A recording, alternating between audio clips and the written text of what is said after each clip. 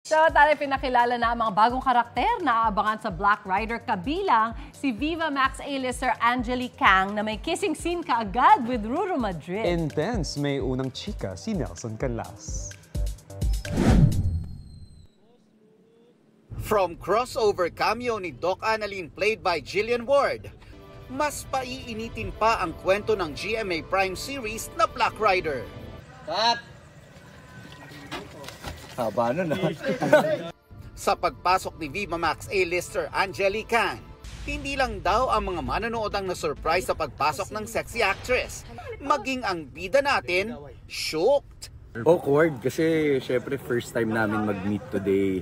First scene namin ni Ruru, kiss agad. Sabi nga namin, wala man lang bonding, ganyan. Sabi namin, eto na yung bonding namin, kiss na. Eto yung bonding natin, kiss na agad. Para sa mga viewers, trabaho lang po. Professional. Pagdating ko sa set, walang signal dahil nasa Tanay. Pag-check ko. Totoo nga. May kissing scene nga. At kanino? Sabi ko, kay Miss Angelique Kang.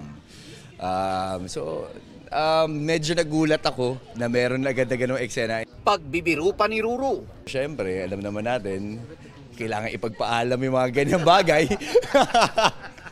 Dahil wala pong signal, hindi ko po agad sabi agad. Kami kasi usapan namin, pagdating sa mga ganyang bagay, wala naman kami pigilan. Hindi naman namin pinapakialaman ng trabaho ng isa't isa. Kumbaga sa amin dalawa ni Bianca, dapat lang maging transparent kami. Pag kami mga ganyang eksena, hindi lang sa mga maaaksyong eksena gaganap ang bagong love interest ni Elias played by Ruru, kundi sa mga loving at kilig scenes din. Kabado daw si Angeli dahil hindi raw ito ang kanyang comfort zone. Medyo culture shock. Nasanay ako masyado sa more on movies. Now that I've done teleserye, ang saya, one big family. Isa lang si Angeli sa mga karakter na magpapabilis ng pintig ng puso ng mga manonood. Makakasama rin ni Elias sa panibagong digma ang kanyang haharapin, sina Lian Valentin, Luke Conde, BJ Forbes, Epi Quezon, Madam Inuts, William Lorenzo, Yul Servo at Matet de Leon. Kasama pa rin ang ilang mga karakter na ating hinangaan tulad nina Yasi Pressman, Herlene Budol, Raymond Bagaching, Rio Locsin, Chestoni Alarcon at John Lucas. Mas patitindihin pa raw nila ang efforts nila para maging mas kapanapanabik ang action scenes. Dahil nga action to, na-inspire na rin tayo sa mga naunang action stars na nakita naman natin sa balat, sa itsura nila, kung paano talaga sila nasaktan noon. Ito ang unang balita. Nelson Canlas para sa GMA Integrated News.